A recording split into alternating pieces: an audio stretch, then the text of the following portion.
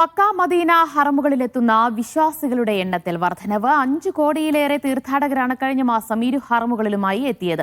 റബിയുൽ ആഖിറിലാണ് തീർത്ഥാടക പ്രവാഹം.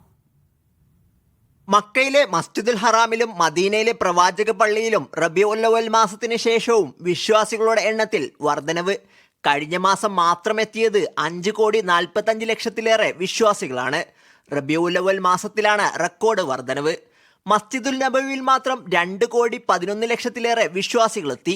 റൗള ഷരീഫിൽ സന്ദർശിച്ചത് 20 ലക്ഷം പേരാണ്. അതേസമയം ഉംറയ്ക്കെത്തുന്ന തീർത്ഥാടകരിലും വർധനവുണ്ടായി. സീസൺ തുടങ്ങിയതു മുതൽ 1,11,00,000 തീർത്ഥാടകർ ഉംറ നിർവഹിച്ചു.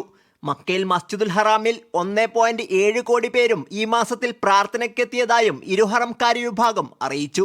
ഇരുഹറമുകളിലെയും പ്രധാന പ്രവേശന കവാടങ്ങളിലുള്ള സെൻസർ സംവിധാനങ്ങളോടെയാണ് കണക്കുകൾ രേഖപ്പെടുത്തുന്നത്.